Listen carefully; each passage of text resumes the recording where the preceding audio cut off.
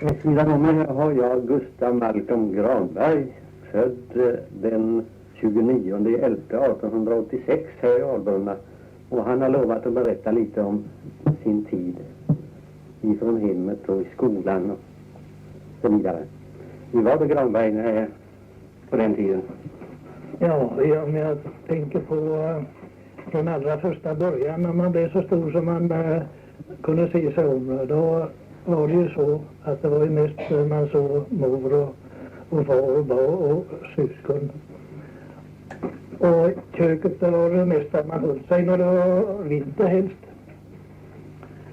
Och de grejer som fanns då på den tiden, det liknar ingenting nu. Det var tämligen tomt. Det var en järngryta med 3 ben på som stod där i spisen. Den koktes ju allt möjligt på. Och sen en kaffekettel. Och sen var det ingenting mer annat än det var 2 halvdörrar när man skulle gå ut och in. Öppna först den övra, sen den undra. Så uppstängdes den övra, då var man instängd. Då kom man inte ut. Men man kunde inte öppna om man var rätt så lång. Säga 3-4 år gammal. Och sen blev det att mor hon skötte ju sina sysslor och vi skulle sköta våra och jag skulle vagga och hade en liten syster som skulle vaggas. Och då blev det ju det, jag tröttnade på det och så blev det till att ge vaggan ett törn så att hon kunde dansa över sig och henne i golvet. Så slapp jag en stund, ut med dig, du kan inte vagga. Och så lite längre fram, jag blev så gammal som 5-6 år, då kom en bonde och frågade om jag kunde gå dit och börja jobba hos han. Det var en tisel i konocken jag skulle kunna rycka upp. Ja, jag visste inte det om hur hårt det satt det där jag grunnade på. Ja, för du får följa med och får du se hur allt är så. Du får åtminstone lite mat för det. Ja. Ja, det blev bra med det när vi kom ut i åkern. Han spände på mig ett förklä och sen skulle jag dra upp den där och lägga det i förklätt undan för undan. Och så skulle jag bära till dikesrenen. Och där skulle alla rötterna läggas ut och bocken till så det syntes som alla var uppdragna med rot. Och där gick jag och mojsade i konocken och till det blev middag och fick in och äta med mätt och vid bondens bord. Och så undan för undan så gick den dag ut och dag in. Jag kunde gå många dagar där och så till slut fick jag gå när han skulle ploga och köra plog och köra hästarna. Bravera, pisk och tull. Så ett par år innan jag gick i skolan då försörjde jag mig själv sedan nästa tiden. Och sen när man kom i skolan då blev det ju på ett annat vis en annan paroll. Men roligt var det. Om man tänker sig julfirandet på den tiden, hur gick det till? Ja, så det var frågan om det. Det var inte alltid vi kunde skaffa en julgran utan då var det frågan om en ljuskrona.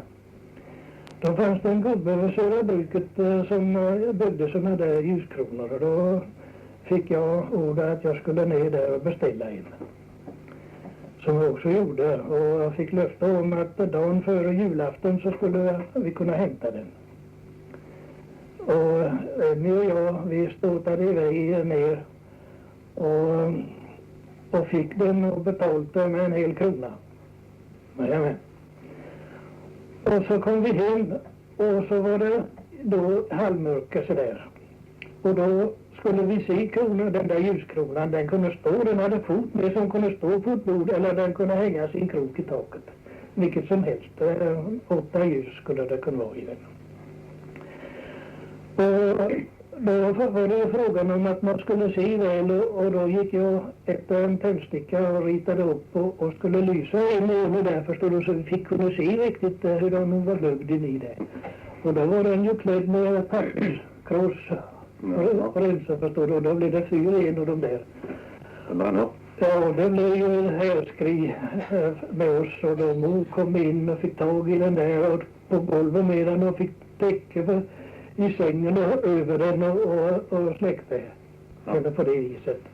Och då kom far in, han har stått i vedboden och huggt julved och han hörde det var något krångel. Jaha, sa han, här har du din ljuskrona, gå ner nu till bruket och få den omgjord igen. Och där var två stackare små då, 6-7-åringar och masade ner då till bruket på kvällen i skummet. 2 kilometer. Ja, och få tag i gubben där och få honom till kläden och då skulle vi få den färdig men inte förrän nästa dag. Han hade så bråttom så. Ja, det var underligt med det sitt. Så en sån där historia, en låt. Det var mycket farligt med eld på den tiden. Det var ju tapeter och lågt i taket och det var ju... Ja, men ni hade inte halm på golvet? Nej, det förekom inte hos oss. Men mor talade om att hemma hos dem, där hade de långhalm på vid jul och det låg kvar hela julhelgen. Men du fick ändå några ljuskronor eller sånt där? Ja, hur det var med det hade vi nog inte några ljuskronor. De hade ljusstakar, det var klart som stod, men de stod nog i gott skydd så det förekom mycket dåligt med ljus där som halmen låg, det förstod jag ju. Det var väl mest för att det går in och ligga i. Det var klart. För det fanns nog inte i kök eller något där som de eldade eller så, det tror jag inte. Det var ju finrummet, gästrummet. Ja, det var nog så de hade ju i de där ruggostugorna så hade de ju en stor stuga och sen hade de en kammare. Och den där själva stubba som de kallat för. Den tror jag var nog, de klädde nog den med halm, men det var nog, vi hade nog inte någon eld där inne. Julklappar förekom väl inte? Ja, det förekommer så länge som jag minns. Det berodde mycket på det att far han var ju mycket i Karlskrona, han var ju båsman och då hade de julpermission och kom hem och det var ju, förekom ju då i alla fall i Karlskrona och i stan där och det förekom bland både fel och manskap att det var julklappar så han hade med sig och det var de som skickade med, han var upppassade hos en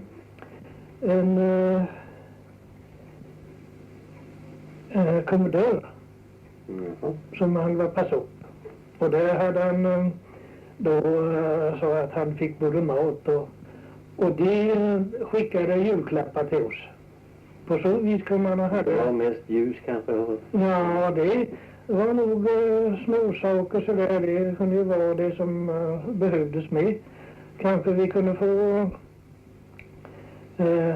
någon mössa eller någon sån där sak som luddmössa eller vantar eller någonting sånt där kunde det vara också.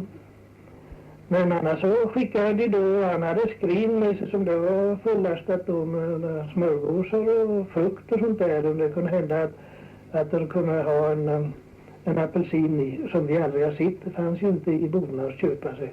När jag gick i skolan då fanns det inte. Vi hörde talas om apelsiner. Vi kom in i boden där hos på den tiden Lindvalls.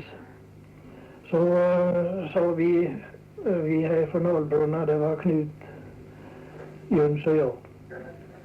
Om vi såg ju när fönstret att det lyste de där gula frukterna där inne. Om vi skulle ta in och köpa en apelsin, sa vi. Vi har ju hört talas om dem och så, men vi har aldrig smakat dem. Så vi har köpt dem. Ja, det tar vi ju mycket pengar. Du, ja, 5 öre, ja. Och 5 öre och en annan med och då blev det att vi slog upp om vi inte skulle köpa en. Ja, då kostade det 7 öre så vi fick pengar tillbaka. Men och när vi kom till kritan och kom ut på Svarta Äpplet då skulle vi ha kalas på den där. Och det var en citron. Och den var så sur så det fick vi inte med så vi kunde äta upp den. Nej.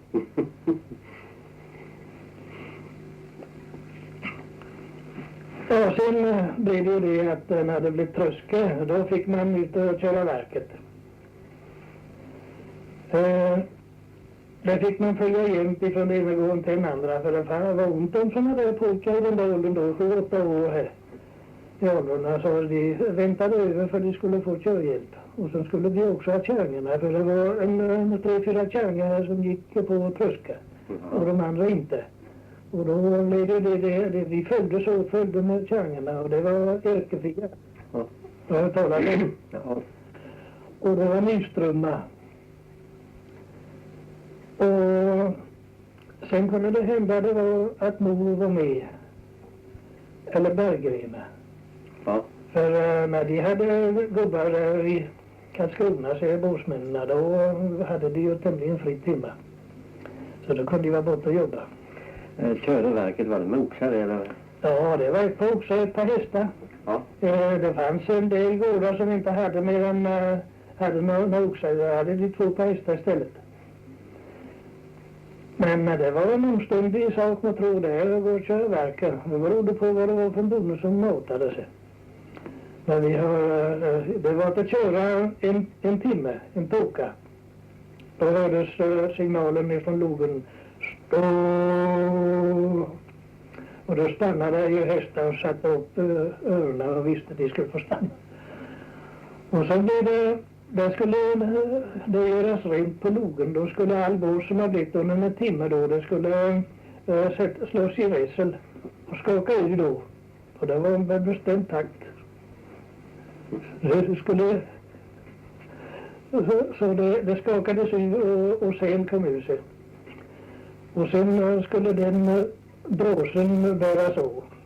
Och sen det som vässlades bort, det räfsade, det östes upp till bråsen. Det var det som låg bakom verket och var rent. Där stod en där på från tunna, sa det. Hon stod där med räfsa och krafsade av båset som blev det för jämna. Och tog halmen med naturligtvis, men hon hade en räfsa. Och de andra, de hade 20 som de tog det där på sig och skakade till varandra. Skakade undan för undan. Den sista, de var 3 som skakade, om det var kon. Det var mycket värre för med det där agnarna och det där för en, så fick vi vara 3 skakade. Men då den sista, den hade stått på halmen då i låda, där halmen skulle ligga. Och det var en då som drog ikring och trampade det där halmen. Jo, men Oxarna var lika villiga som hästarna? Ja, de drog sin så jämnt så de var inte så där hästar, det kunde vara osäkra med att köra med, de kunde vara skygga och sådär. Det kunde komma en höna och bara slå vingar och gick förbi där, så var det nog gå att de skyggade till. Men de var vunna vid verket, så de kom inte den sen. Men var det en bom gick ut och sen var det kopplat till och svinglar och det redan. Och där hade de sina skacklar. En skackel, det var 2 skacklar, det var häst och sen en sån där stor svingel då som 2 mindre svinglar var kopplat till. De hade var sin svingel hästarna. Och sen där framme då den som stod frånhästen eller tehästen, och så säga, han hade en grimma på sig. Och sen ett rep. Där fanns ett rep med en ring i, som hängde i själva det där stora hjulet. Och där kopplades det i där, bara, det kallas för stretrep. Som gick emellan truten på hästen och fram till verket. På så vis, och det var inga bekymmer, bara man hade dem till gå. Man behövde inte styra dem någonting eller. Det var någon mystisk historia med hästar borta i Kristna Lund, var det inte någonting där om något? Ja, det var spöken. Ja. Det talades om spöken både natt och dag, och de såg ju gubben Seiver som var ute och spacerade om dagarna. De gick mitt på dagen och ibland de där. Och när de kom hem ifrån, de har varit ute, de var 3 par och körde. Jag har varit ute och plogat och skulle hem till middag och så där. Då kunde han sitta på åklappen egentligen, den ena kusken, när han körde upp i gården. Men för att det skulle bli sanningsenligt så blev det att där kom en blekingsträng. De hade annons i tidningen om det var en dräng, så då blev det att de kom vandrande då den ena efter den andra och sökte plats där. Och där kom en kväll och sökte plats. Han kom i land vid hamn med båten. Och just då behövdes det en så att Då fick han det ordna när han fick äta som ett kvällmål på kvällen, så skulle han gå ut då och i stallet och vara vakt för att det var en fölsto, en remontsbo som han väntade att de skulle föla.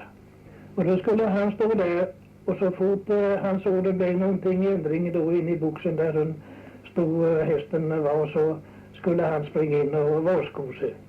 För saken är den att hon har fått 2 föl förut. Det var en sån där ung sto. Och för varje gång har hon sparkat hem fölet. Och det blev stor förlust. Och nu har de beslutat det att det skulle vara vakt. Och pojken fick det att han skulle vakta. Fick det ordna. Och pojken han skulle just resa på sig. Han såg att hon började på att bli orolig där inne med han. Och han skulle just resa sig upp. Och då han satt på en låda där i spilta in till boxen. Och tittade in mellan spålarna där.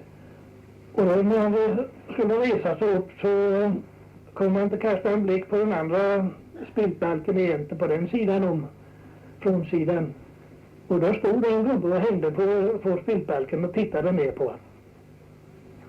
Och han blev så haj så han satt riktigt fastskruvad. Tills hon har fölat och hon har trampat hem fölet. När han då tittade då var det försvunnet. Han kunde inte ta sig in från då. Då sprang han in och sa som det var att han kunde inte för att han kunde inte springa därifrån eller röra sig, för där stod en man och tittade på honom som han förstod var något galet med. Ja, hur var den då, sa rätten. Här är tavlor på väggen, sa han, var det någon av dem? Ja, det var den där var det. Han pekade ut tavlan och det var Seibolds porträtt som var där i förstorat skick på en tavla. Och den var det som stod där. Så på så vis blev det då att det skulle vara sanningsenligt. För pojken hade aldrig varit inne där och sitter där på porträttet förut. Eller visste då om gubben såg ut där. Så han kunde beskriva honom riktigt. Det var en underlig historia som pratades mycket om. Det måste ha haft en verklighetsbakgrund då alltså. Han visade sig ofta. Ja, det var ingen fråga om det, utan det kunde vara lika bra en mitt på dagen när solen sken som någon kväll. Ja. Men det var aldrig någon fråga om det, utan när som helst så kunde de vara beredda på att vi mötte honom eller att han stod när de kom hälsovis och vek om ett hörn. Det var en annan historia Granberg talade om en gång. Om någon som gick över allvaret och Möckleby. Ja, den ja. Det var det som kommer att bli frågan om då. När vi hittade ett lik där uppe i grushålan, ja. Då sen blev det mycket tal om det där och far han talade om då hur en bonde i Ösby talade om att han var åt marken och sålde ett par hästar. Och han sålde både hästar och vagn, tror jag. Så att han litade på att han skulle få åka med någon hem. Och då, det var ju många som körde åt marken, så det var ju ingen risk för att det fanns någon skjuts som gick söderut, det var klart. Och han hade då en sån pengar som räknades för summor då på den tiden när det var ett par hästar och han har sålt. Och på så vis så var han ju som sagt kanske att det var någon som skulle vilja åt han eller något så på det viset. Men han var mycket försiktig. Men hur det var så när han vandrade iväg uppåt på Långabyn och ifrån Köpingen och skulle gå hem, och då kom en skjuts och stannade. Och när han fick sitt egendomar var så var det Möckelby gästgivare. Ja, så du hem, ska du hem, sa gästgivaren till honom. Ja, det ska jag. Ja, ska du gå då? Nej, jag tänkte jag skulle få åka med någon. Ja, du får åka med mig, sa han. Hem till Möckelby åtminstone, sen tar du väl hem. Sen är det bara att sätta rätt åt. Ja, det var bra, sa han, kan vi åka så. Ja, de kom hem till Möckelby och där blev han inbjuden. Han skulle in och ha sig någon till livs. Men det var meningen att han skulle inte ha behövt att gå hem. Han skulle vara ett imorgon så ska jag skjutsa dig hem. Nu vill jag inte köra in på natten för det är ju sent nu och hästar har gått. Nej, jag ska hem, sa jag. Jag ska hem, så det är frågan om det. Så jag är ju med, tack ska du ha, jag ska gå. Ja, då ska jag följa en bit med lukta, sa han, så att jag vet att du kommer rätt.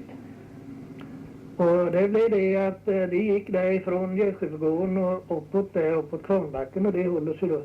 Och sen var det de där stora hagarna där uppåt. Och där skulle han följa honom och lysa honom så han kom upp till Alvet. Träffa Alvemuren där. Men han ville jag skulle gå först, sa bonden. Nu går du först så lyser jag, sa han. Gerskivan. Nej, går du först som har luktar, du ser bättre och jag vet vad du ska ta vägen, sa jag. Och där fick han vara belåten med sig, gick han före med lukta. Och sen så kom vi fram till Alvemuren. Och då, ja nu ska du ha tack, sa jag, och så la jag händerna på muren och hoppade över och gav mig ut åt Alvet och han fick vara. Men det var meningen han skulle ha klämt med det när jag skulle kravla över muren, sa han. Men jag var honom vigare än han trodde. Han biter inte på gerskivan. Han tog sig därifrån. Men då var det att när vi hittade det där uppe, det var ju så långt fram som 1916. Så träffade vi på ett skelettsy. Vi schaktade och schaktade jorden. Det var väl 60-70 centimeter djupt jord. Och sen skulle vi då ta oss an med under det. Undan för undan. Det var för cementbolaget. Det var i deras där. Precis där de köpte Gerskivan och i den gäret var det. Ja, som sagt, vi schaktade och då som vi höll på där så blev jorden så här halvmånformig, gick ner och en halv meter under själva jordschakten så då, och ner i sand. Och sen stack det fram syntes benen som bröts av när vi hackade. Så det var inte bredare så här sig. Och vi kunde inte förstå vad det var, för vi trodde det var en sån här en gris eller någonting som hade blivit sjuk och själv. För den tiden så var det ju det att de for ut i gäret och grävde ner dem. Och vi höll på och öste upp det där så det körde jord och undan för undan och hackade oss fram. Och det gick ner, det grävde ju också ner i sand för det var fett ner i sand. Så det blev en sån där halvmånformlig urskälpning ner i sand vi måste ta upp också. Och det var ben i. Men det blev långt. Det var, vi hade åtminstone 3 alnar framåt. Eller bortåt mellan 150 och 2 meter framåt innan det tröt. Men då när det tröt, där låg dödskallen. Han låg norr och söder. Vi arbetade oss söderut. Och då där låg skallen. Och den tog jag då så, och skrapade ovan, gjorde han fin och satte honom mot väggen. En sån där schaktvägg vi hade där stod rätt upp. Och pallade undan haka och så att han hade mycket fina tänder, en ung karl hade varit. Och den stod länge där till dess, det frös på då på den tiden sen när vi gjorde det. Frös på var dag, natt och dag. Och när vi då, sen var det milt en månad och då har det rasat över. Men vi anmälde det där till kyrkväkterska där i Möckelby då. Och då när vi fick se henne så sa vi att vi har hittat ett benvagel, så ett lik där uppe i, ja, sa hon, hur såg det ut? Hur låg det begravt? Ja, det låg uppe i jordytan, så jag. Det var nedlagt med så själva jorden, så jag var täckte, alltså de har plogat upp att. Så djupt var det. Ja. Det är nog, sa hon, det är en knallet, sa hon, som försvann här i Möckelby, sa hon, för 50 år sedan. Ja. Han hade legat i 50 år, då var han så det var på var klok och sitt. Så det bröt så vi hackade in oss. Jo men, ja, det var knallar. De kom ju och reste och for och gick och vandrade med sina påsar sig och sålde. Och de tog in på Eksjögården. Ja. Och där i Eksjögården fanns en fallucka i salen. Som de ställde stolen på där de skulle sitta till bord. Så där satt han mitt emot där, bara tryckte på en knapp. Där så hakade det ur luckan och for ner sig. Ja. För dem hittades när de rev huset sin. När bolaget köpte så rev de den där byggningen, ja. Ja. Det var de som var rev den, de hittade ju falluckan där. Och vilka hemska människor. Jo, men så där var meningen att den där östledargubben skulle ha gått ner med sig. Jaha. Men han stannade inte, så han satt sig till etanol. Han fick inte till någonting. Utan om han fick en sup där inne sen så gick han igen. Han hade inte tid, han skulle ut och gå. Ja. Han ville han skulle stanna kvar över natten sen. Men visste, det var ingen människa som visste att han åkte med gärskivan sin. Nej. Det var ju beksvart mörker ifrån Mörbelånga och skinn. Ja. Ja. Så det har gått bra, så jag. Och så plundrade honom där. Och kört ut och grävt ner han bara. Ja. Det var så enkelt saker. Ja. Vad var det du sa, han hoppade över stenmuren? Ja, det var det att han följde honom ut till Alvaragränsen. Ja. Och den där gärskivan följde honom med lukta. Jaha. Han ville gå bakom, men gubben ville ha han framför sig. Ja. Så gärskivan fick gå före med lukta. Det är bättre du går före som man luktar, så han, så då ser vi ju var vi går. Ja. Ja, men han gått efter så har han snart klippt den här bakifrån sig då. Ja, visst. Ja, och sen tänkte han skulle över den där höga stenmuren där borta. Men jag var vigare än han trodde, sa han, för jag bara han på muren och var jag över. Tack ska du ha, sa jag. Jag är ju med det. Sen var han försvunnen i mörkret, så det var inte lönt för honom. Nej. Ja, det kan du om du vill. Ja. När var det brann här i byn där, Granberg? Var det 1894. På hösten samma kväll som det var läsmöte i Johannes Olssons gård. Det första jag minns därifrån och bäst så var det ju så att far jobbade väl i Grann och han kom hem och det var full storm och med regnbyar sydväst. Och han riggade åt sig där blöta och klädde på sig. Det var ju normalt, för han var noga med det, att han skulle klä om sig och vara ren och trevlig när han var inne. I alla fall så gick han efter stövlar och tog på sig. Vad nu, där ska du gå ut igen. Rot och jag var i sällskap hem. Och vi kom överens om vi skulle gå till Norborg och betala kopengar. Vi hade kor inlägda på bolagets gård, förstår du, för bete. Och det skulle betalas då i oktober månad. Det är ett sommarbete. Och 1-3 så kommer Rot och ja, är du färdig så går vi. Ja. Och därmed sa det jag och gick. Och hon lagade kvällmål som skulle bli sen. Och det hördes ingen återkomma hem. Vad gör människa som inte kommer hem, sa hon. Nu är det klockan är snart 8 och det gick över 6:30. Eller 7-tiden och det tar väl inte så lång tid, sa hon. Till gå dit bort och lämna de där kronorna och så gå hem igen. Ja, men hon gick där och grunnade så 1-3 så knackade det på ytterdörren.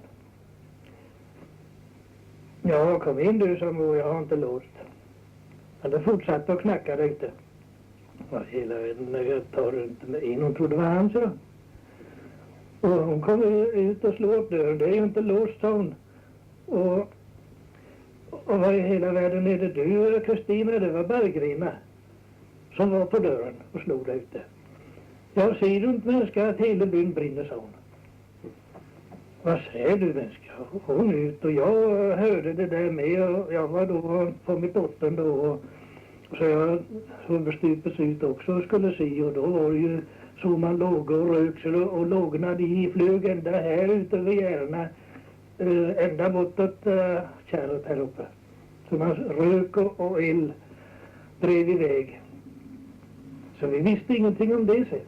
Vi gick inne där. I alla fall så dröjde det innan far kom hem och det var klockan 12 på natten.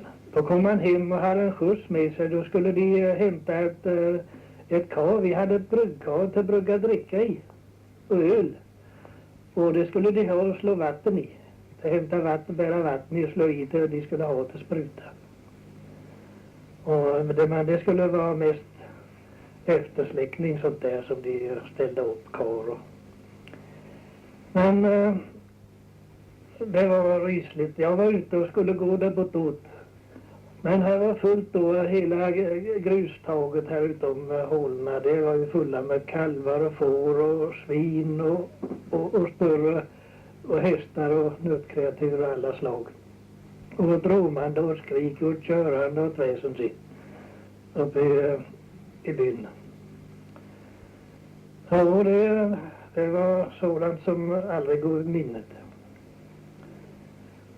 Och dagen efter, då var det fortfarande blåst men inget regn. Och då sa mor när jag skulle gå, nu kan du ta den där tröjan tjockare, det blåst kallt idag när du går till skolan.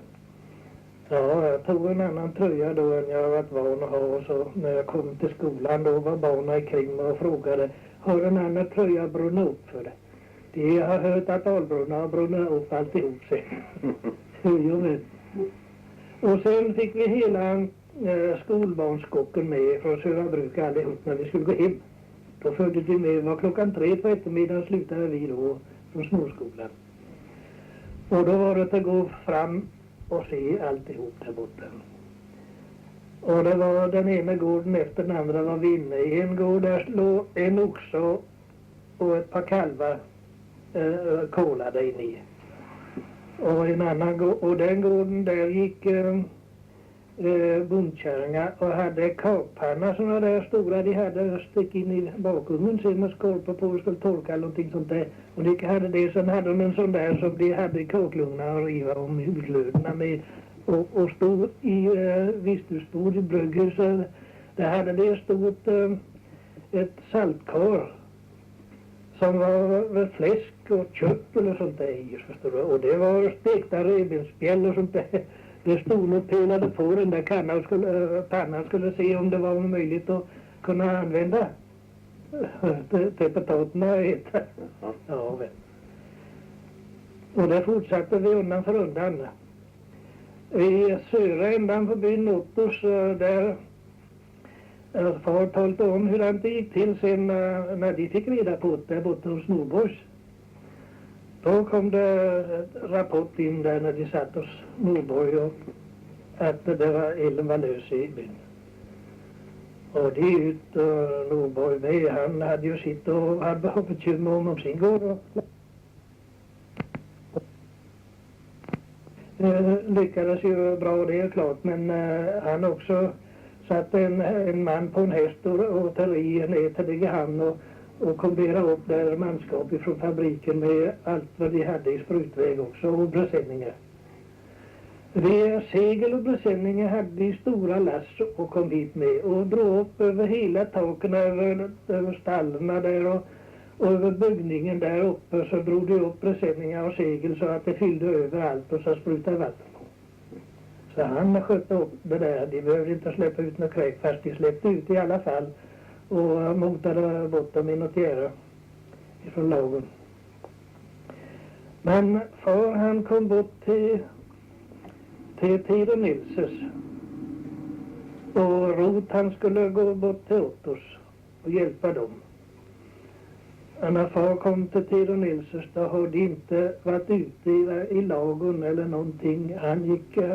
Och det var så tjockt med rök så han kunde inte i sig själv säga. Han måste ha hjälp av dem som kände till saker och ting in på gården. Och då rusade han till byggningar där och undrade hur det var. Ja, då gick de, så han, och gick och plockade med snygga gångkläder och grejer och sängkläder, gick och buntade ihop och skulle försöka bärga. Då skulle det kräkna stå då. Vad i hela världen gör ni så för? Ska ni inte ut och bärga kräka eller vad är det? Kom nu till oss, sa han, så att du får visa vad de är, så ska jag släppa ut dem själv. Och det var mycket magert man tror det. Det var inte frågan om utan det skulle ha gått ner. Det var frågan om att bärga sina egna silversaker och sånt där. Mm. Och Rot han kom bort till Ottos och där hade de en sugga med en halv tjock grisar. Och det var att plocka grisar i säckar och bära ut och tömma dem väster om vägen. Det var stenmur. Ja. Tömma och titta på backen där väster om, du vet. Aha. Och där tömde de över stenmuren så fick de hållas där så länge. Men så det var ingen möjlighet att få ut på gatorna. Mhm. Nej, utan hon gick direkt på och gick ända bort bögningen. Den var ju en bit ifrån lagen och det hållet. Men där blev hon liggande i alla fall. Där bögningen brann som bäst då, så det blev för hett för när hon blev liggande. Så hon då.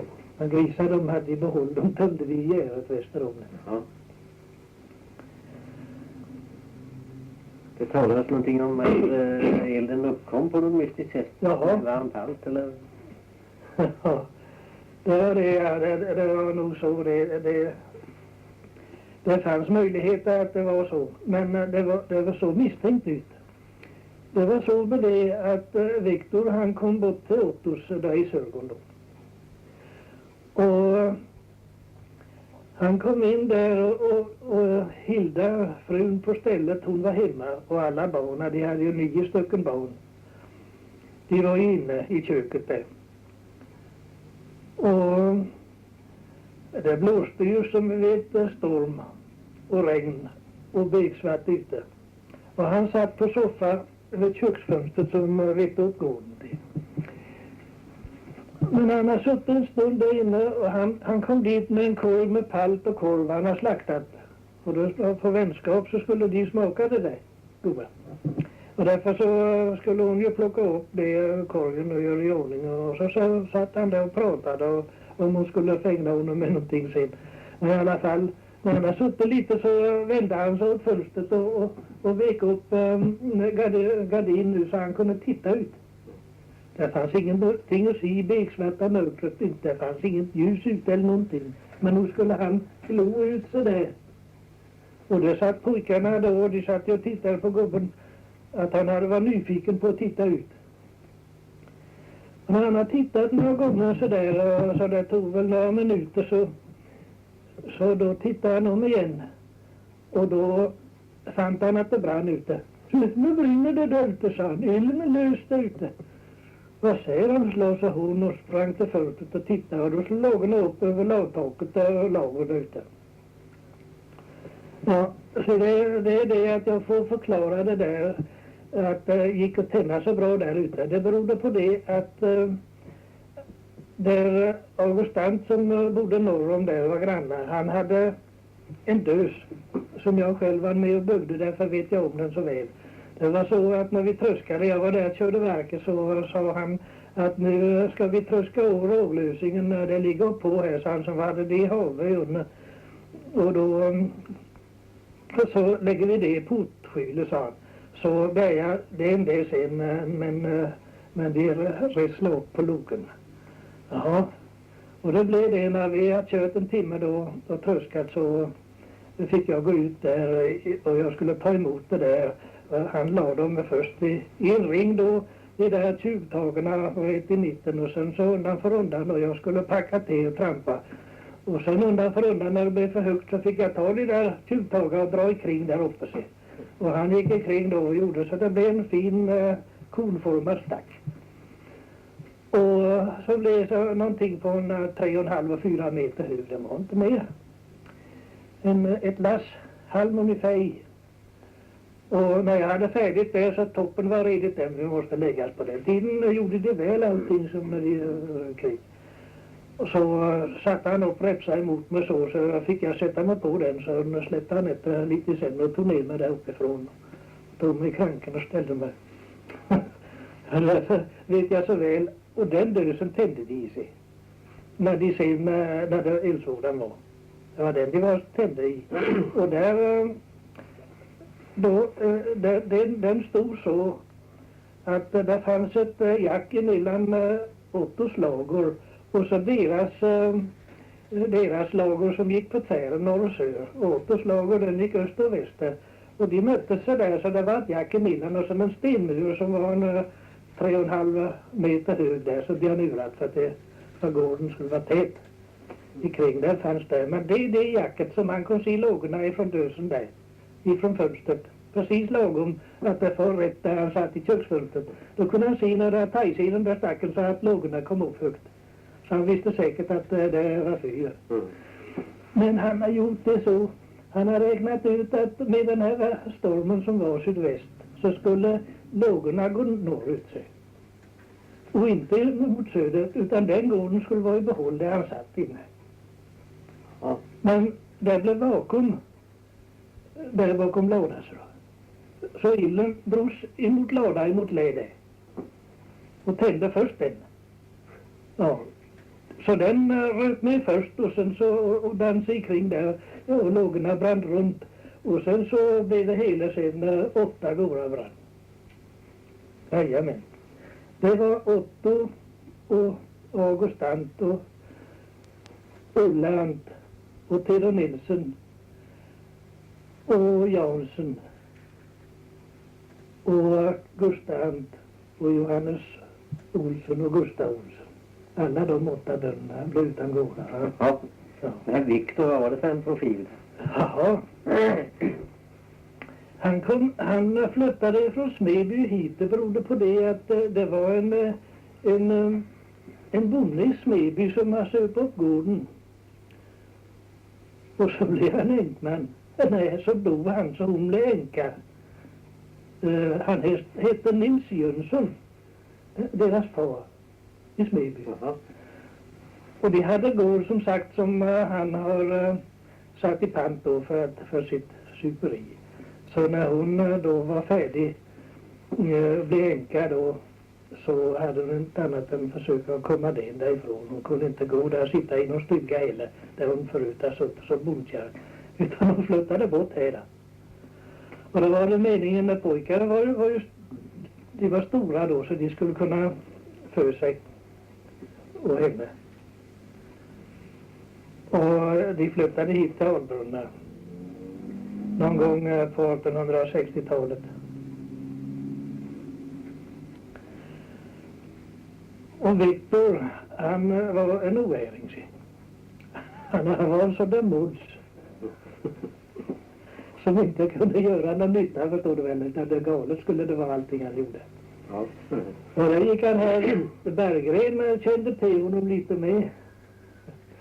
Där kände jag nog, så han, det fanns ingen stavbur utan han var rotade ut ungar, så han hade har fått ungar i stavburar. Den där palten. Det var det enda han gjorde här i byn, sa han. Sen 3 så reste han hos Stockholm. Och det dröjde inte länge förrän där kom hem stora lådor och kistor med porslin. Som tjärnstacken gick och drog i kärra och sålde kring i byn. Det var från Operakällen i Stockholm. Och då han kom dit och då sa hon kärringen att han var vaktmästare på Operakällen. Så han hade ta vara på, han skulle ut och handla allt vad som var, han bara fick lista och så köpa hem. Och när han då det som kasserades så skulle det sättas upp på en lista och för det skulle köpas nytt. Och allt kasserades som fanns så stor som en halv akta, en liten på 3-4 millimeter knäck i en kant, det dugde inte att sätta fram med sig. Och där hade han, där kunde han sitta och göra i ordning sådana där, förstår du, som han ville. Och så bara sätta upp på listan så många saknas. Och då var att köpa fler. Och vi hade sådana där tallrikar och assiett och allt möjligt med Operakällens stämpel. Det hade, jag vet inte om det ligger någon nu där hemma. I alla fall, det var att köpa, de fick ju billigt och var klart emot att köpa i en affär. Porslin. Ja, det var det meriterna han gjorde. Sen efter 3 så kom han hem och då var han fin karl. Då skulle han resa till Amerika. Och kom igen sen om några år. Och var ändå finare. Och pratade engelska och bar sig åt. Men så då skulle han vara djurvän och då skulle han göra anläggning på och ha djurfarm. Ja. Ja, ankar och gäss och får och kor och sånt där. Jag minns ändå när jag var ju inte så stor utan han tog mig bara i kranken och kastade upp mig på ryggen. Då skulle du följa med in, sa han, och se mina kycklingar. Då kom jag och gick förbi här borta och då var han uppe vid vägen. Nu ska du få se hur jag matar mina kycklingar. Då har han kokt ett stort stenfat med ägg, hårdkokta. Och då skalade han det där och så skar han med kniv så, som de skär kroppkockfett. Och sen så de där hårdkokta äggen. Och så där tog han en kyckling i en korg där och stoppade i den som han orkade ta emot och sen så smet han den och så tog han en ny och plockade in ägg. Så rasades det, har jag aldrig sett för sig. Visserligen hade vi gäss och man kunde plocka, var ute och rökte gräs till gosungar som skars då fint där och blandades i med mjöl och gjordes deg och så rullades och så stoppades i kycklingar det där. Men ägg har jag aldrig sett för. Jo, men han kommer från Amerika då och hade tjänat pengar. Och då påstods det de som kände till att han har fått som sjukpatient ifrån Amerika och över till till New York, vill säga det var tvärs över amerikanska fastlandet för Kalifornien. Och då var hade han en syster som åkte med som sjuksköterska. Och då hade han nog gjort något jippo så att han låg inbäddad i en sjukkupé på tåget.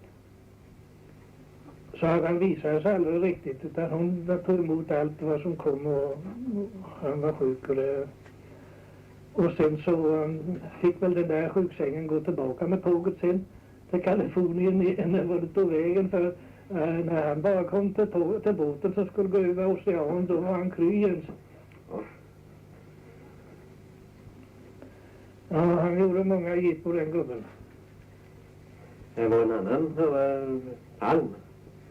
Ja, han blev stämd efter Viktor. Därför att soten klödde honom, påstod han. Han sa att soten gick illa åt honom och använde sig och så mycket knep och gjorde honom illa. Och det var du som välte kull mig, sa soten. Nej. Lina vet väl om hur det var, sa Viktor. Hon stod så på. Ja, sa Lina.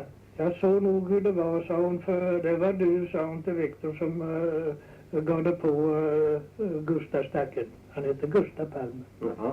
Ja. Och det var det att han skällde på Viktor så Viktor blev så arg så han flög på soten. Och soten han var inte så stark som Viktors soten. Han var ingenting med då vid den tiden. Utan han höll tag i Viktor och fick honom över sig istället för att meningen att det var Viktor som sköt kull den andra sin. Men han drog honom på sig.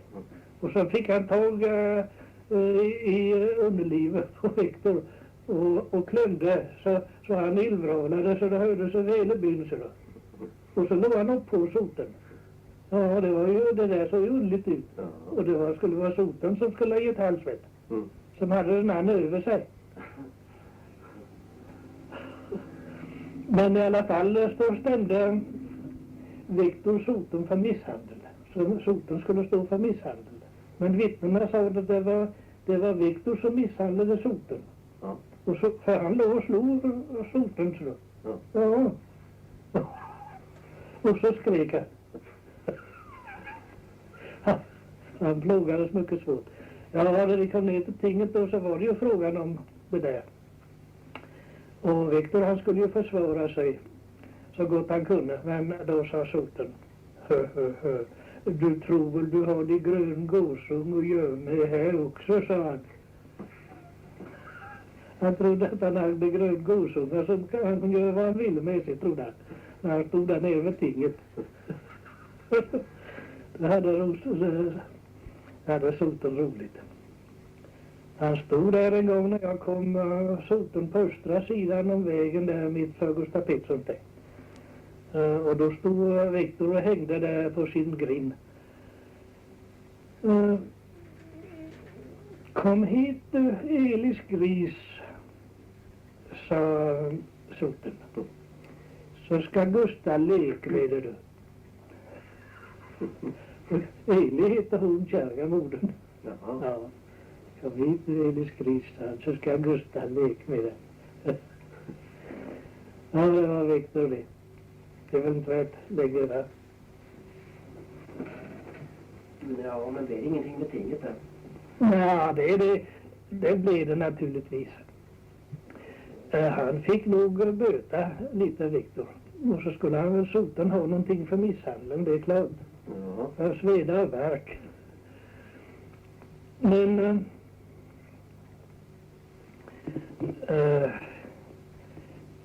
vi kom och skulle ta ut böter på honom.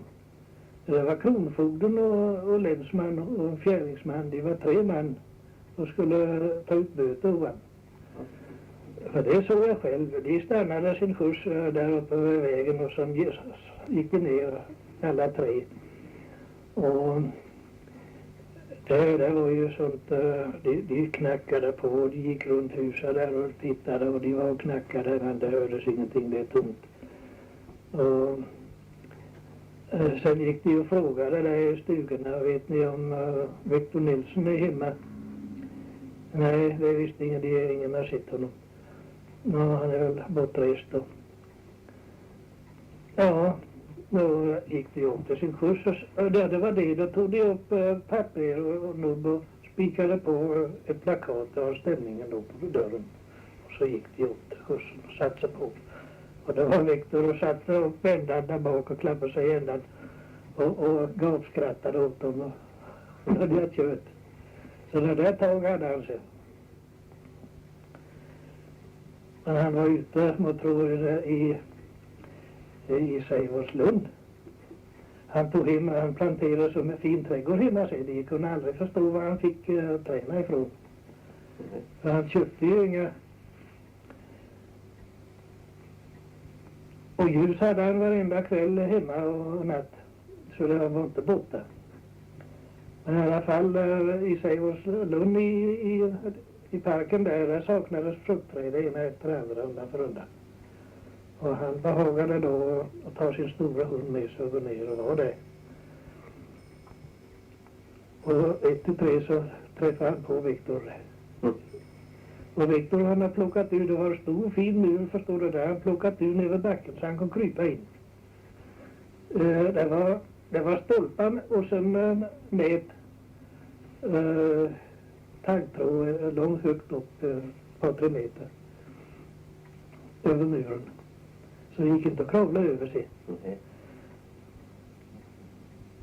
Men då trodde han skulle komma undan igen, men det gick inte för hon var på honom och slog kullen och behöll honom på backen. Men jag säger och prylade honom där med käppen. Så då lovade han skulle inte gå dit med. Ja.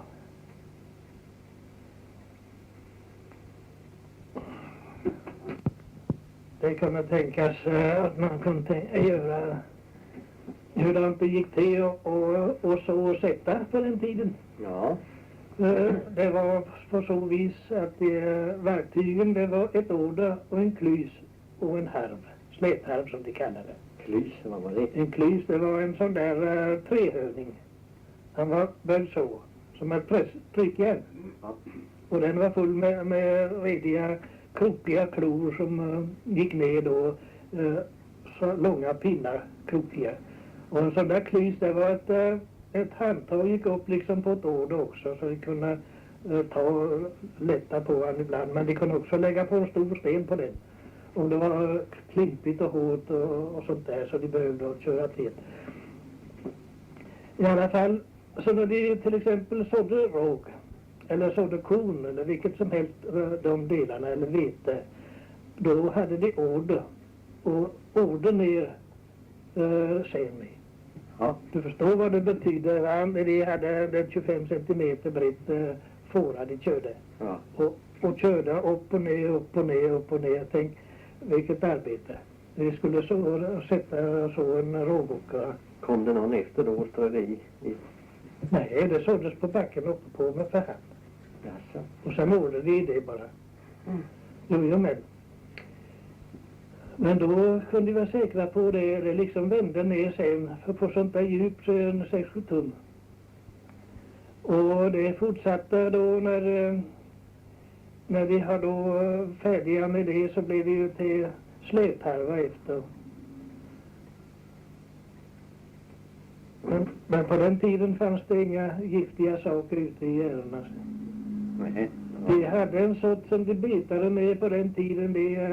Det var någon slags blåsten, vad de kallade det där för. De satt i blöt, ett slags, det såg ut som soda eller någonting i den stilen. Som de blötte upp, så det blev som vatten sen. Och de hade en viss mängd då, skulle slå över en sähög som skulle betas. Det var bara vetet som betades. Annars är det ju som krångel, du vet, med kvicksilver och det där. Jaha. Men så var det när man skulle skörda, då var det att ge sig ut med liggen då. 2 liggar på en sån där gård på en 40 ton land. Ja. Ja, det var den gången det skulle skära och all sen. Ja. Den bands inte då eller? Ja, jo, det som var råg och vete det bands, men inte det andra. Det gick inte när det fanns möjlighet att få bandet och sen, så då gick det att binda. Men det gick ju inte när det var kortare korn och hav och sådant. Nej. Och när det var frågan om hö, sån där ängshö, då var det ut i soluppgången och börja och slå. Så man var färdig då med att ha slagit ett slag runt när solen hann att komma upp, för det ljusnade ju lite i förväg. Men daggen satt i. Jaha. Det var liksom en hjälp med daggen då? Ja, det blev så klokt och höll sig uppe bättre. Så man kan kapa året. Ja, men det var långa dagar. Och slutade ni klockan? Ja, vi slutade med den slåningen då vid 6-tiden och vid 6:30 så var vi färdiga och ut med hästar och sådana och med fortsatt arbete. Jaha. Och sen klockan 9:30 på kvällen var det ungefär så där att man var fri. Ja. Det normala det var ju att man gick vid klockan 4:30 hemifrån och ut efter hästar eller oxar eller så. Och tog hem eller vad de skulle hem då. Och sen drack kaffe då. Mellan 6 och 6:30. Det gjorde man. Och då skulle man äta frukost också. Det var smörgås och kaffe som man åt och få i sig. Och sen så stod man sig till middag. Till klockan 12. Och sen på eftermiddagen då kunde det bli en liter kaffe de kom ut med i gäret med. Och sen ett par stora landgångar då. Och sen en bra stycke ugnspannkaka, sån där tjock grynpannkaka. Ja. Och så var det inte kvällmål från klockan 8 sen på kvällen. Nej. Så då fick man lov att valsa. Det var inte frågan om några fridagar. Fria lördagar eller 8 timmars dag eller? Nej, det är inte. 14, 15, 16, 17 timmar om dagen. Det var inte ovanligt. Och på vintrarna då var det ju, på höstarna var det ju värst förstås, för då skulle man också i vedbon sen när man har gjort ifrån sig då lager och stall och hästar och alla fått sitt. Då skulle man i vedbon sen hugga ved och såga till klockan 8 så det blev kvällmål. Jaha. Och sen efter det då skulle man ut i nattfoder. När man äter då mellan framåt 9-tiden då skulle man gå runt igen så var 10 var man klar då. Och har börjat då mellan 4 och 5 på morgonen. Jaha. Och det var inte sitta och titta på det inte, utan det var ett arbete. Ja, så jobbar jag. Det var ingen fråga om, som sagt, för att det kunde flyta av sig självt inte. Jag har ur och skur och skit och grejer. Det var alldeles, när man tänker på att, och ändå värre var det väl före min tid. Jag minns vad far talade om när han var ute och kämpade hur han de åt och vad de hade. Det var normalt att de åt frukost, det gjorde de. Och annars fick de välling, någon slags rådjursvälling eller vad det var. De fick dricka på morgonen. Och så fick de frukost. Och den bestod av sill stekt på glöran. Och så var det kokta kålrötter. Eller vad heter den andra sorten? Likadana ungefär. Rove, ja. Det koktes utan vatten i såna här järngrytor. Ja. Så det låg i sin bruna saft där. Och det skars då skiva och det lades på brödskivan och sen stekt sill på glören. Det fick de. Och så välling att dricka. Kaffe fick de på söndagsförmiddagen. Ja. Varje vecka. Det var en högtidsdryck. Ja, det var det. Det skulle fyllde på, körde dit skiffer och fyllde på och gjorde en meterhög eller sådär meter i diameter. Sån där liten hög som de tände. Hade de glöda och tog ifrån den ena till den andra. De satte upp ett par pinnar så att det höll sig uppe. Och så körde de glöda där så tog de sig den. Och sen den sista högen då var han färdig till tag. Och då öste de i den och tippade i det där karet. Och sen så var det att ta en stor krok, sån här, vad vi ska kalla dem för, en inbokad gaffel så där stor. Som de hugg i där och rev i det där. På det viset lakade de chefen som de sa, rödfyr. Och sen så när det har gått sin tid där så hade de sina grepar, de öste upp det i kärra och körde ut och tippade. Det blev det rödfyriga då. Och sen nästa hög blev det sen, då var den färdig, då var det tabba den och i. Och varje kar där, den var kopplad till ett rör som var borrat i trästammar. Som gick därifrån och så ner till pannhuset. Och där tog ju pluggen då, när de hade tippat i de där 4 högarna så där och lakat ur det, så tog ju pluggen. Och sen så då åkte det ner genom den där röret ner till pannan och i pannan där nere. Och sen så var det till ta ut pluggen ut annat och få vatten då. Det var kvarnen där. Den pumpade vatten ifrån dammen och då tippade i det där karet. Och sen var det till att fortsätta med skiffen, men om de hade där nere hade de sen någon slags grej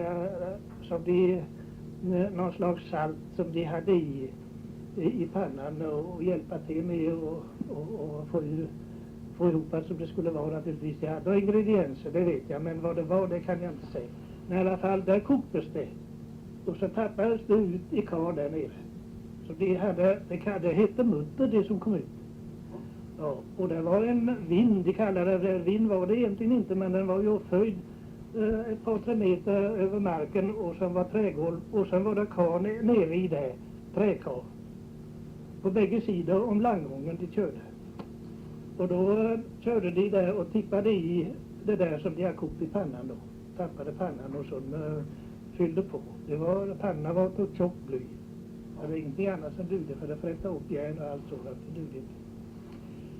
Och sen när de har fyllt de karna så, de fyllde undan för undan, så då har de som fylldes först, de var färdiga då att ta. Då stod där, då har det kristalliserats. Och det var stod som soda då. Det var blått alun. Det var alnet det, och det hackades det med hackor och öst i kärra och körde ner till Packbon. Den var tvärs över gatan västerut. Och där hade de turbineri också, så där gjorde de där stora tunnorna. Det var, om du kommer ihåg de här sockerfaten de hade förr i världen.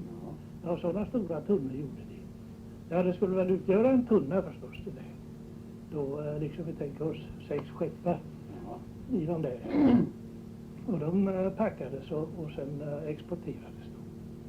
Det gällde trästammar eller vad var det för rätter då eller var det? Ja, det dugde inte att ha någon järnrör eller någonting så. Nej. Utan det var trä. Ja. Och det har jag läst om till och med nere i Skåne. Så hade de ett gammalt alunbruk och där kan de hitta de där rörerna där jorden är nu där med. Så det såg ut likadant. Men det här var det modernaste som fanns i Europa då på den tiden. Det här Ölands alunbruk när det kom igång. Ja.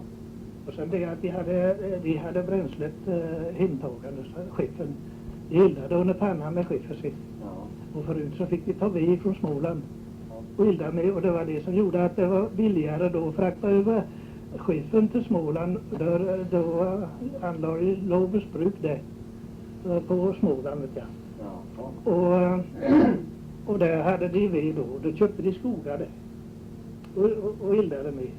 Och här, de förstod inte annat än här vid Degerhamn så eldade de med ved. Ja. Ja. Och det här nya alunbruket då, som kom till då 1804, då hade de listat ut att de gick elda med skiffer. När de hade sådana rost och så skötte att så som det skulle, så skulle det gå bra. Och det var bara att ösa in och sen när det fick flåsa år, det bästa så skrapades det ut och kördes ut, det kallas för lot. Det var alltid en pojk där, gubbarna de lastade där själva där nere i pannhuset, och så var det en pojk som hade en sån där tippkärra. En kärra med 2 hjul som en häst. Så han körde ut där söder om mjölkbon eller söder om bruket där ut på den där vägen. Och sen körde de den här, du vet en sån där backe, när man ska upp på Herrgårdsbacken så var det en backe först där nere. Och där såg det var som en väg där. Där hade de körvägen ifrån pannhuset och öster om den östra bögningen där söder. Och sen ut på den där vägen som gick långs högen där. Och där körde de bort och tippade förstås så länge de gick, och så tippade de utåt sjön där på sidorna. Därför så var det en sån där brant hög, men det var ju odugligt till rödfyrt och till kvarnar, för det var ju inte med en halvbränd sig. Det rakades ut innan det var genombränt. Det där. Men där var gubbar som eldade och det var så maktpåliggande där, förstår du. Och sen hade de det flyttades ner det här eldningen med skiffer. Det hade de nere vid Degerhamn också när de torkade lera och torkade material till cement. Det kallas för darrar. Ja.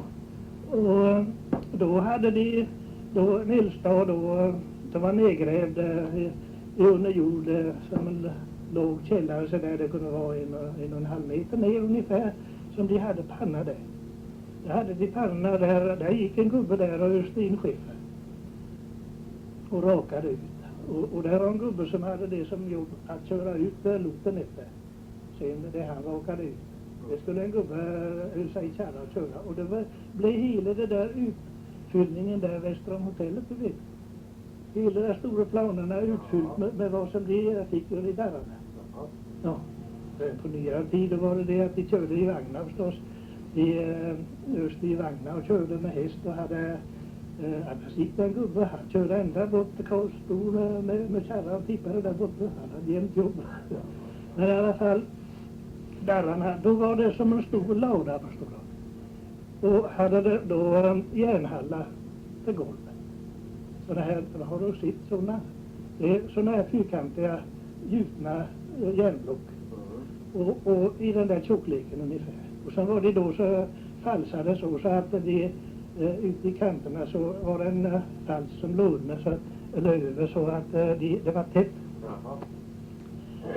Och där gick illen under det så då. Och sen var det skorsten då en andra ändan på den där lådan. Och där gick värmen då ifrån den där eldstaden som var där så då, och sen rätt på. Men då var det då sådana där kanaler hela lade golvet där. Och det var darrarna. Och där satte de in då gjorde de till materialet på så vis att de malde då det som skulle vara rödfyr, sten och lera och allt. Och sen när det blandades då. Och sen fuktades det. Och så gick det ner i ett rör och sen pressades ut som massan som de tillverkade tegelor. Som lera, det var blött så lagom. Och där var det stamphuset, där var en stamp då som gjorde tegelor. Och där stod småpojkar då, och så fort de har blivit så stora så de kunde stå där och plocka tegel. Och då fick de, när stampen har slagit ner så löste han, då skulle de ta den teglet och lägga på vagn. Ja, men på natten förstår du, de stod där på nätterna 10 timmar på man. De där små, de är 6, 7, 8 år, 9, 10, 5, 6 öre i timmen.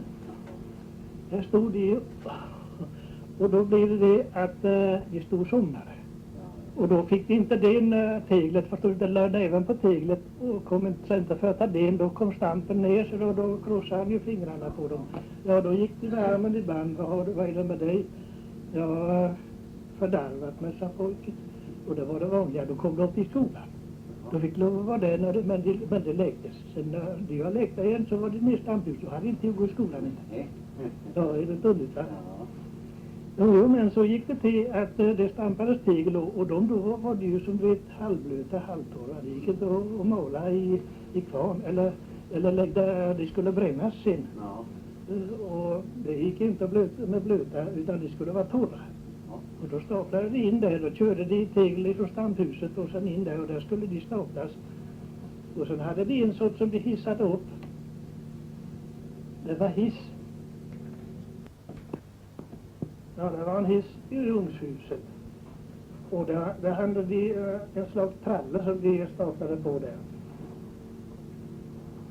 De körde in trallerna i hissen.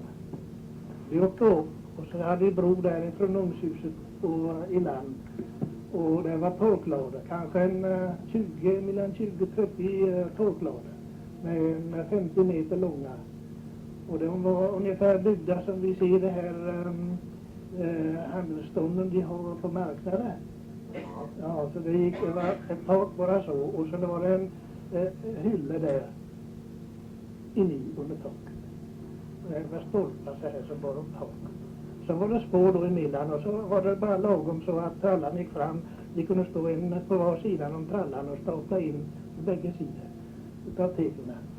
Och det staplades fullt och det skulle torkas utav luft och vind ute och sol på sommartiden. Sen hade de en där uppe också. Det var roligt för det var jag med en gång. Vi blev konderade ut på söndagen och vi skulle köra skepper dit. Och som du vet på vintern så är det så med det att det blir mycket snö. Och det kan rycka fullt där de ska lasta skeppen då och där långs bergsvägen. Det var brutet och jobbigt så det bara skulle lastas och köras fram och tippas. Ja, det var så trångt med snö så vi kunde inte annat än vi hävde i hälften med snö i skeppen. För att få undan lite så vi kom upp fram sig. Det var högt så vi kunde inte kasta upp. Ja, jag vet det. Men då sa gubben när vi kom fram, han stod eldare. Det går bra, sa han, med snö också, sa han. Då behöver jag inte så mycket skiffer, sa han, för det hindrar att det brinner för så fort. Ja, var det inte roligt, va? Det brinner inte ut så fort, sa han, då behöver jag inte arbeta så mycket. Men om det blir någon värme, det var en annan sak. Jo, det var det. Det var likadant där uppe, men den var nyare på så sätt att de har byggt skorsten med gjutna sådana här lerformar som vi köpte in. Så det var bara att ställa upp på varandra. Det kanske du har sett sådana skorstenar. Ja, i alla fall, det var inte så dubbelgrov. Den var kanske 60-70 centimeter invändigt. Det var sådana där liksom, du tänkte det här brunnsvingarna. Att det var smalare. Och det byggde de skorsten på varandra och sen var det bara frågan om att få stag på den.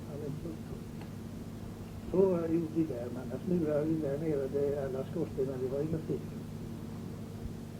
Och där gick fullt och fruntimmer för där flickorna ifrån det de gått blev 12-13 år så där, då kunde de vara med där och jobba sig. Och så upp till giftasåldern. Och en del de höll på i alla fall, trots de var gifta så var de nere och jobbade där. Och de hade lärt att plocka under tegel och trallorna plocka på då det som var kort och körde in. Sen var det där inne, där hade det öppningen då till varje ugn. Det var väl 8 stycken ugnar, tror jag. 4 på var sida där ugnshuset. Och där kördes teglarna in och hissades ner i pytsar. Där stod en gubbe och bromsade ner då. Pytsarna, de plockade i dem ifrån tallarna då, så när de kom in med tallarna där. Och där var gubbarna nere där och startade. Det åkte då ett lager koks och ett lager tegel undan för undan och till det blev fullt. Och det var ingen som tände eller behövde tända, för det var så hett när de började där nere så att de brann i träskogar. Och det tog i dem sig själv i koksen. Då hade kokslager först. Och så tegel upp och trull i fullt. Så undan för undan, och de var så blöta och svett så det rann ur dem när de kom upp till mig. Men det jobbades då så det gick fort. Klockan 6 på morgonen började de och klockan 2 var de färdiga, men då hade de sökning färdig. Sen kunde de gå hem. Men annars har vi aldrig fått någon människa gått med där om det inte var så att vi kunde jobba in tid. Men alltså 10 timmar var ju arbetstiden. Ja, så det betalade 10 timmar. Det fick betalt för 10 timmar. Sen var det frågan om att de tävlade om att få vara med i det eftersom det blev så stor frihet. Men det var många, det var gasen efter.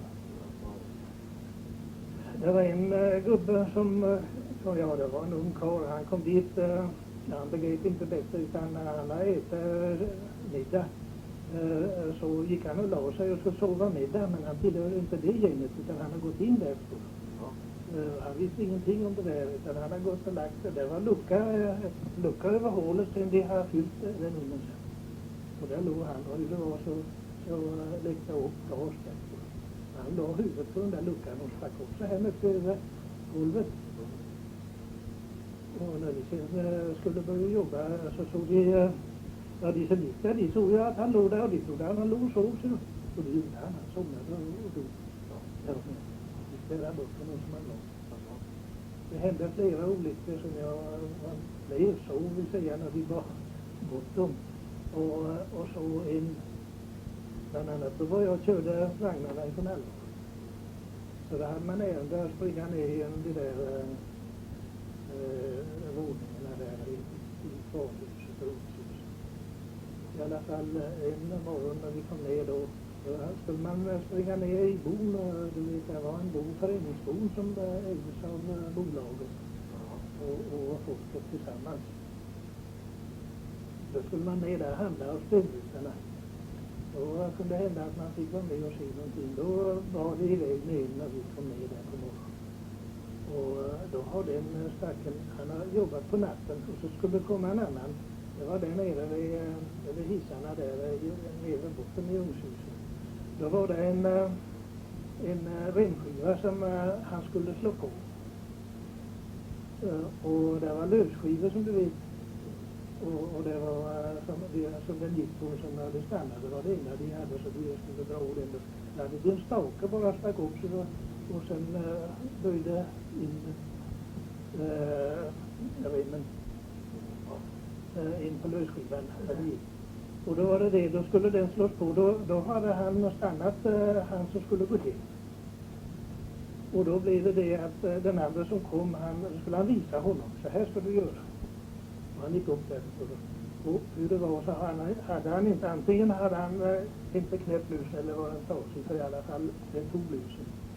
Men när han satt upp han på det viset fick lusen med. Och han åkte runt skivan så då så kastades ut. Det var en trapp eller steg upp så det var ju en 4-5 meter upp och så slog ner i springgolvet där så han dog som en puss. Det kommer jag ihåg. Vi gick ner där på, vi var ner honom då skulle undersöka med på Lamra. Och det låg han på ett bord där. Och det var det att det var vinter och kallt som det nu är ungefär. Det var blåste varmt. Och han hade endast blusen på sig då. Han hade ingen skjorta att innan han hade bara ett par bluser på blusen. Så det var varmt där inne. Han hade väl något mer att ta på sig när han skulle gå hem, men då hade han inte gått eller han har inte klätt på sig som han skulle, utan han bara gick upp där och skulle visa den där nykomlingen. Det här ska du göra när du slår på och resten var att komma ner i kasten. Och det var hemska saker man kunde få se. Jaha, det var det. Och sen var det ingenting mer om det då än det ändrade sig efterhand när vi fick vår tillåtna. Det där nere som byggdes då 1908. Ungshuset byggdes då 1908. I alla fall så blev det ändring med alltihop det där materialen. Och det kom ju maldes ju det fruktansvärt där med som du vet innan det gick in i ugnen. Så den skulle vika bort. Och det kulor då med det där materialet.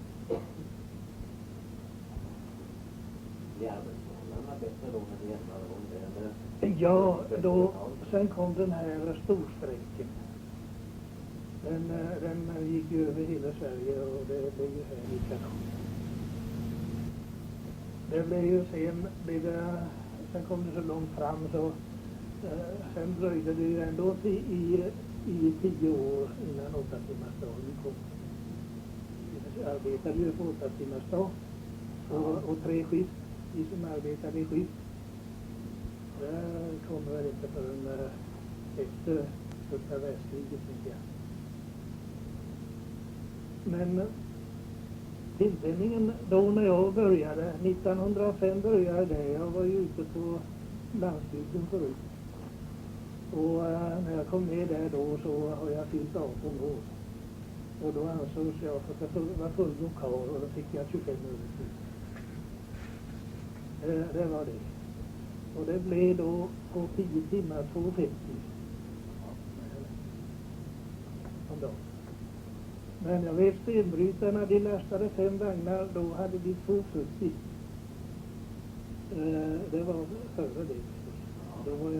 Då var jag där och körde spårvagnar, men narkosarbetare hade ju lite mer då än de som gick då. Det där var timpenningen för dem som gick extra eller för timpenning. Det var 25 öre, det var över hela.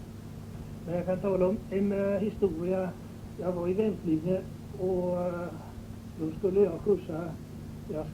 Jag fick ett brev av Boda. Den skulle åka ner och lämna disponent Johansson vid hans möte. Du ska gå in på kontoret och lämna det. Då ska du ha svar. Jaha, det gjorde jag. Jag körde ner och marscherade in på kontoret och frågade om disponenten och blev av kamren Kjellin skickade in till hans disponentens kontor. Och jag kom in och blev bjuden, han tog emot brevet, jag var bjuden att sitta. Och om ett par minuter så kom kamren och tittade i dörren och sa, här är en man som vill tala med disponenten. Så han, och så gick han in. Och då såg jag när han öppnade dörren vad det var för en herre då där stod innanför dörren. Då i detta kontoret där. Han stod där i strumpsockorna och blus och byxor och en gammal hatt han hade i hand. Och han bokade sig för disponenten. Vad vill de då? Jag skulle fråga disponenten om jag kunde få lite påhug. Påhug vad då, sa gubben. Jag skulle ha, de andra varit uppe och fått 1 öre i timmen i påhug, sa han. Och det skulle jag vilja ha med, sa gubben. Det är ju samma arbete. Jaså, ja, jag ska tänka på att... Tack, disponenten, tack, sa han. Så gick han. Ja, det var att tänka på då, få 1 öre med. Jaha. Och då hade de väl kanske 13 öre och kanske kunde få 14 öre. Du kan tänka dig det, då man kan göra en liten jämförelse.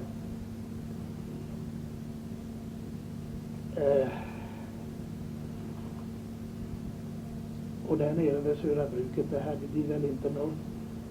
Ja, det var det jag skulle prata om, de där småpojkarna som kunde lägga fingrarna emellan och så. Det var så med det att de visade oss hur de gjorde. Vi var ju aldrig nere där, vi gick i skolan. Men våra kamrater som sagt som tillhörde det där bruket där nere, de arbetade och var där om nätterna. Och då var det att ögonen tog igen. Och då bröt de ut en tändsticka till hälften eller så, som knäcktes. Och sen satte de det i ögonlocket det där. Så hon satt fast. Ja. Så fort de la till ögonen så gjorde det ont. Ja, utan det hade de en bruten tändsticka fastknäppt i var ögonlock. Och det så fort ögonen skulle till då gjorde det ont, så då fick de blinka igen och så var de fria sig. Så småpojkar, de fick vara med. Och där nere, det var ju inte frågan om något annat i bruket, men de levde och låg och var i det som de hade. Bara det de hade ute och inne så var det samma klädsel. De gick där i sina träskor med stora järnbroddar där inne, och det var flisor, stengolv både i kök och i korridorer i husen där. Det var skrandare med stora träskor som broddar. Och det var några säckar då de hade på golvet, de som skulle vara som finast. Utbredda gamla sådana här vanliga jutesäckar som de la. Det skulle vara istället för mattor. Och det var man ju inne ofta då när man var liten, för man gick ju normalt. Jag hade ju en far som arbetade tidvis där nere. Han kom hem från Karlskrona, han var i Båstad. Så var det jobb där nere. Ibland förstås. Det hände ju också när de kom från Karlskrona som vid nästsommarstid, och de var färdiga då. De var ute på årstur och sådär i Karlskrona, och de var ute på segling över så gott som hela världen med fartyg. Och då, när de kom hem då så blev de fria då en tid. Kanske blir ända till nästa år.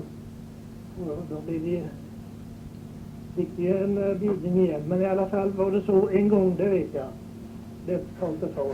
Så jag var inte så värst gången så jag kunde höra vad som hände. Men i alla fall var det att han kom hem, då hade han sin mor i Näsby. Och då tänkte han, då ska jag ta en dag fritt och gå och höra hur allt hon har det. Och då kom gubbarna när han kom ut. Var ska du gå? Ja, jag ska gå hem till mor ett tag. Ja, då kan du gå ner till Otterby och höra hur ni har med jobb det. Vi har varit uppe här hos befallningsman, och han säger det att han betalar mer än 75 öre i timmen. Och det tycker vi är för lite. Du kan gå ner till Otterby om du kommer till Näsby, sa det till han, och fråga vad de betalar. Det var ska det bli huslotter. 75 om dagen. Ja, 75 öre om dagen. Jag har ju tillfälligt, kanske inte det. Ute i lantbruket, utan det var ju dagspenning. Ja. Och då gick han fram till Otterby. Och då sa de det att vi betalar 1 krona om dagen, och så får ni ett stort mjölk. Och så får ni potatis så mycket ni vill ha om ni kommer hit. Ja. Ja, så potatis de ville kunna äta, vill säga. Ja. Så var det bara att gå i källaren där och plocka till sig när de skulle koka. Ja. Och för de hade ju sina familjer här i Ålunda.